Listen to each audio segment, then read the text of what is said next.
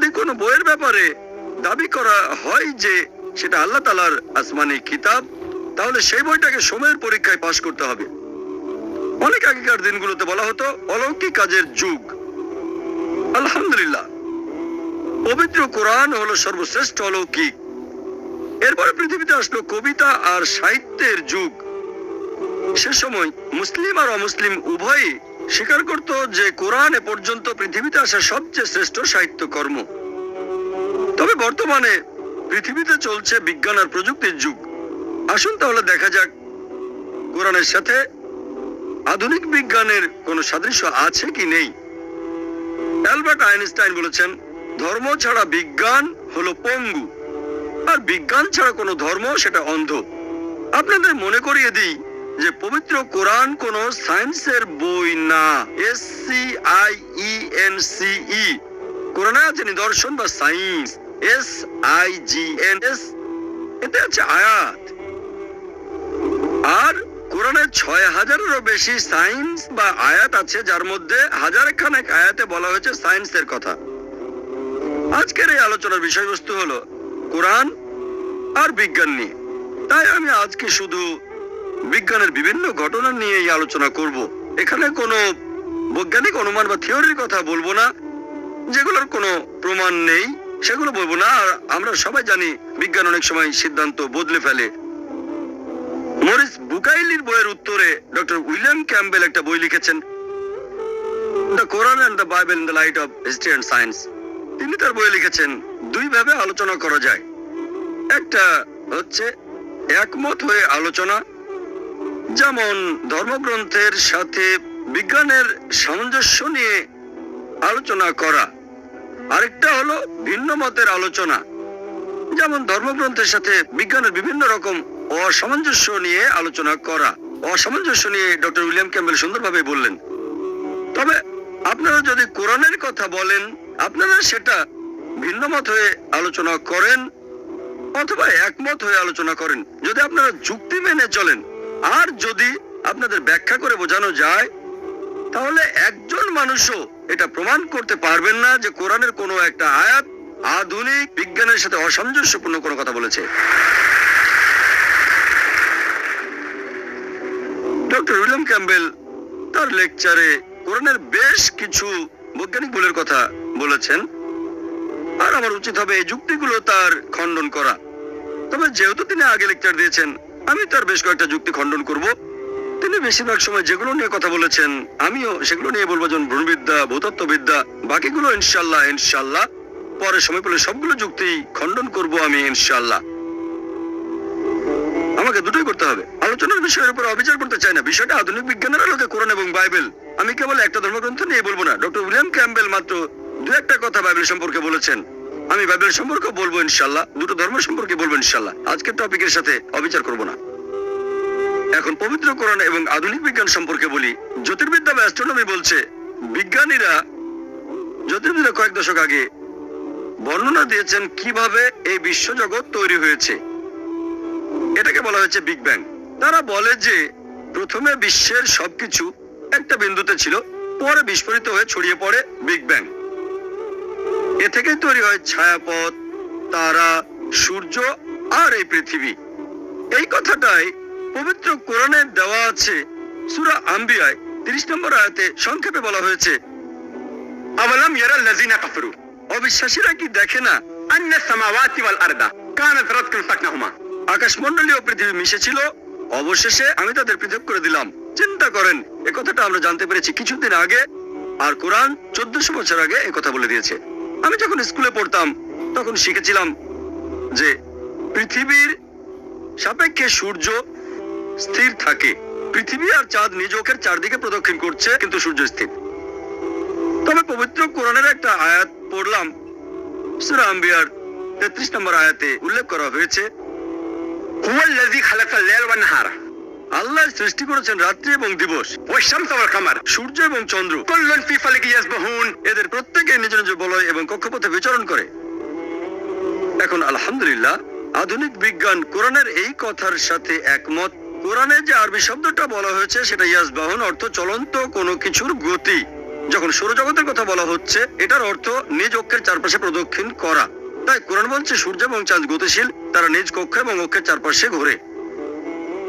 আজকে আমরা জানি নিজ কক্ষের চারপাশে একবার ঘুরে আসতে 25 দিন সময় লাগে সূর্যের। এডভিন হাবল আবিষ্কার করেন যে বিশ্বজগৎ ক্রমশই বাড়ছে। পবিত্র কোরআনের সূরা জারিয়াতের 47 নম্বর আয়াতে উল্লেখ করা আছে যে আমি আমার ক্ষমতা বলে নির্মাণ করেছি মহাসম্প্রসারণশীল আকাশ। এখানে আরবি শব্দ মহসিনা, যার অর্থ অসীম সম্প্রসারণশীল বিশ্বজগৎ। ডক্টর উইলিয়াম ক্যাম্বেল জ্যোতির্বিদ্যা নিয়ে যে কথাগুলো বলেছেন সেগুলো নিয়ে পরে আলোচনা করবেন ইনশাল্লাহ। পানিচক্রের কথা বলতে গিয়ে ডক্টর উইলিয়াম ক্যাম্বেল তার লেকচারে বেশ কিছু কথা বলেছেন। সত্যি কথা বলতে পবিত্র কোরআনে পানিচক্রের বিস্তারিত বর্ণনা আছে। ডক্টর উইলিয়াম ক্যাম্বেল 4টা ধাপের কথা বললেন, তার বইয়ে 4র্থ ধাপের 2টো অংশের কথা লিখেছেন। শেষ অংশটার কথা কেন স্লাইডে বলেননি আমি জানি না। সেটা ছিল ওয়াটার টেবল, আবার ভর্তি হওয়া। তিনি এখানে বলেননি, হতে পারে এই কথাটা বাইবেলে লেখা নেই। তাই তিনি বলেছেন যে পবিত্র কোরআনে এমন কোনো আয়াত নেই যেখানে বাষ্পীভবনের কথা বলা হয়েছে। পবিত্র কোরআনে সূরা তারিকের 11 নম্বর আয়াতে উল্লেখ করা আছে, শপথ করা আসমানের যা বৃষ্টি ধারণ করে। আর যারা কোরআনের ব্যাখ্যা দিয়েছেন তাদের প্রায় সবাই বলেছেন যে পবিত্র কোরআনে সূরা তারিকের এই 11 নম্বর আয়াতটাতে বলা হয়েছে যে বৃষ্টির পানি আবার চলে যায়, তার মানে বাষ্পীভবন।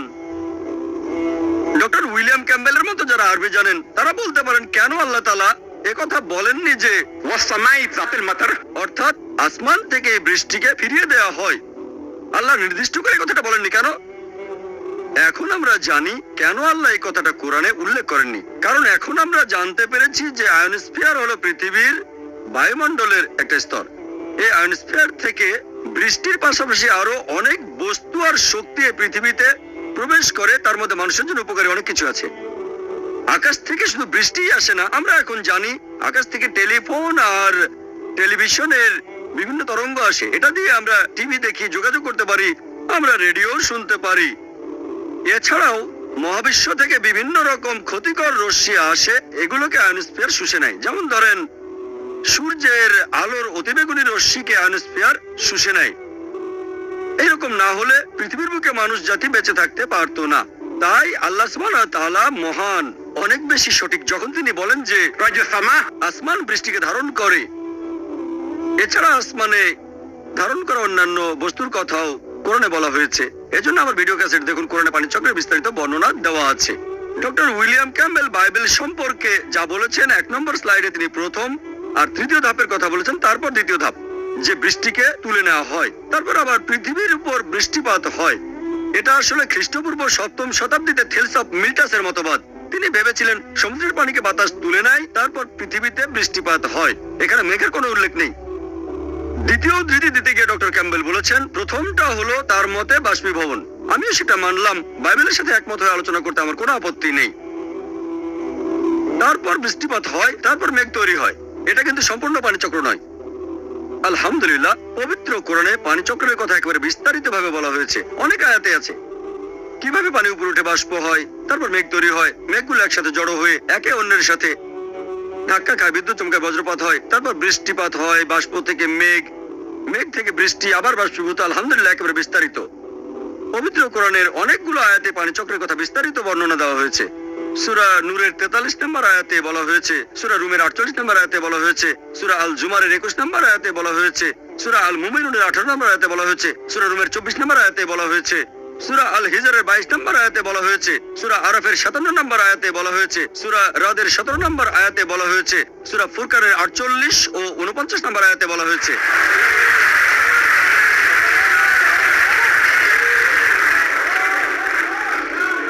সূরা ফাতিরের 9 নম্বর আয়াতে একথা বলা হয়েছে, সূরা ইয়াসিনের 34 নম্বর আয়াতে বলা হয়েছে, সূরা জাসিয়ার 5 নম্বর আয়াতে বলা হয়েছে, সূরা কাফের 9 নম্বর আয়াতে বলা হয়েছে, সূরা ওয়াকিয়ার 68 আর 70 নম্বর আয়াতে বলা হয়েছে। অনেক জায়গায় সূরা মুলকের 30 নম্বর আয়াতে বলা হয়েছে। পবিত্র কোরআনে পানিচক্রের বিস্তারিত বর্ণনা আছে। ডক্টর ক্যাম্বেল সবচেয়ে বেশি বলেছেন প্রজনন তন্ত্র নিয়ে বেশিরভাগ সময়, তারপর ভূতত্ত্ববিদ্যা, তারপর আরো 6টা বিষয়ে তিনি বলেছেন, আমি সব নোট করেছি। ভূতত্ত্ববিদ্যা নিয়ে বলি, আমরা এখন অনেক কিছু জানতে পেরেছি। ভূতত্ত্ববিদরা আমাদের বলেন যে পৃথিবীর ব্যাসার্ধ হলো আনুমানিক 3750 মাইল, আর পৃথিবীর ভেতরের স্তরের দিকে গরম তরল পদার্থ আছে, সেখানে কোনো জীবন নেই। এবং পৃথিবীর উপরের এই ভূত্বক যেখানে আমরা বাস করি এটা খুবই পাতলা, 1 মাইল থেকে 30 মাইল পুরু, কিছু জায়গা হয়তো পুরু, তবে বেশিরভাগই 1 থেকে 30 মাইল। আর এটা সম্ভাবনাই বেশি যে পৃথিবীর উপরের এই অংশটা পৃথিবীর ভূত্বক নড়াচড়া করবে, পৃথিবীর ভূত্বক ভাঁজ হয়ে যায়, তাই পাহাড় পর্বত তৈরি হয়, এজন্য পৃথিবী ঢলে পড়ে না। পবিত্র কোরআনে সূরা নাবার 6 ও 7 নম্বর আয়াতে উল্লেখ করা আছে, আমি ভূমিকে করিয়াছি তোমাদের শয্যা, ওয়াল জিবাল আওতাদা, এবং পর্বত সমূহকে করিয়াছি পেরেক।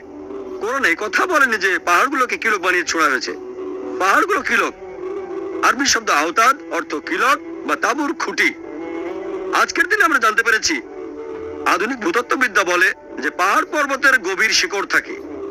এটা জানা গিয়েছিল 19বিংশ শতাব্দীর শেষ ভাগে। আর বাইরে থেকে পাহাড় পর্বতের যেটুকু আমরা দেখি সেটা খুবই সামান্য অংশ, বেশিরভাগ থাকে মাটির নিচে। কিলক যেভাবে মাটির মধ্যে গেঁথে দেওয়া হয়, ছোট একটা অংশ উপরের দিকে থাকে, বেশিরভাগই মাটির নিচে থাকে, অনেকটা আইসবার্গের মাথার মতো। এটা শুধু মাথা দেখা যায়, আর 90% পানির তলায় থাকে। পবিত্র কোরআনে সূরা গাশিয়ার 19 নম্বর আয়াতে বলা হয়েছে, এছাড়াও সূরা নাজিয়াতের 32 নম্বর আয়াতে বলা হয়েছে, ওয়াল জিবাল আরসাহা, এবং পর্বতকে তিনি দৃঢ়ভাবে পৃথিবীর সাথে গেঁথে দিয়েছেন, এজন্য পাহাড় শক্তভাবে দাঁড়িয়ে থাকে। আজকে আধুনিক ভূতত্ত্ববিদ্যা আমাদের যেটা বলে, আর ডক্টর উইলিয়াম ক্যাম্বেলও বললেন, সেটা হলো প্লেট টেকটনিক্স এর থিওরি। এই থিওরিটা 1960 সালে উত্থাপন করা হয়। পর্বত তৈরি হওয়ার কথা এখানে বলা হয়েছে। আর এখনকার দিনের ভূতত্ত্ববিদরা বলেন যে পাহাড়ের কারণে পৃথিবী কম নড়াচড়া করে। সব ভূতত্ত্ববিদ বলেন না, তবে অনেকে বলেন। আমি এমন কোন জিওলজির বই পড়িনি, আর আমি ডক্টর উইলিয়াম ক্যাম্বেলকে চ্যালেঞ্জ করছি একটা জিওলজির বইয়ের নাম বলতে। তার সাথে কোনো ভূতত্ত্ববিদের ব্যক্তিগত আলোচনার কথা বলছি না, এসবের কোনো গুরুত্ব নেই। ডক্টর কিথমারের সাথে তার কথাবার্তা হয়েছে, এখানে প্রমাণ দেন। আর যদি এই বইটা পড়েন, দ্য আর্থ, এই বইটা পৃথিবীর প্রায় সব ইউনিভার্সিটিতে জিওলজিতে পড়ানো হয়। এই বইটার লেখকদের মধ্যে একজনের নাম ফ্র্যাঙ্ক প্রেস। তিনি একসময় আমেরিকার প্রেসিডেন্ট জিমি কার্টারের অ্যাডভাইজার ছিলেন, এছাড়াও ছিলেন আমেরিকার একাডেমি অফ সায়েন্সের প্রেসিডেন্ট। তিনি তার বইতে লিখেছেন, পাহাড় পর্বতগুলো আকারে কিলকের মতো, মাটির নিচে বেশিরভাগ অংশ। তিনি আরো বলেছেন, পাহাড় পর্বতের কাজ হলো পৃথিবীকে ধরে রাখা। আর পবিত্র কোরআনে সূরা আম্বিয়ার 31 নম্বর আয়াতে বলা হয়েছে, সূরা লুকমানের 10 নম্বর আয়াতে বলা হয়েছে, এছাড়াও সূরা নাহলের 15 নম্বর আয়াতে বলা হয়েছে যে তিনি পৃথিবীতে সুদৃঢ় পর্বত স্থাপন করেছেন, যাতে করে পৃথিবী তোমাদের নিয়ে আন্দোলিত না হয়। কোরআনে বলা আছে পাহাড়ের কাজ হলো পৃথিবীর নড়াচড়া থামানো। একথা কোরআনে কোথাও বলা নেই যে পাহাড়ের কাজ ভূমিকম্প ঠেকানো। আর ডক্টর উইলিয়াম ক্যাম্বেল বলছেন, তার বইয়ে লিখেছেন, লেকচারও বলছেন যে আপনারা দেখবেন যে পার্বত্য এলাকায় প্রায় ভূমিকম্প হয়, আর পাহাড়ের কারণে ভূমিকম্প হয়। এমন কথা কোরআনে কোথাও বলা নেই যে পাহাড় পর্বত ভূমিকম্প ঠেকায়। ভূমিকম্প শব্দটা আরবি, ডক্টর ক্যাম্বেল আরবি জানেন, সেটা জিলজাল বা জালজালা। আর আমি কোরআনে যে 3টা আয়াত বললাম সেখানে বলা হয়েছে তামিদা। তামিদা অর্থ নড়াচড়া করা, ঢলে পড়া, হেলে পড়া।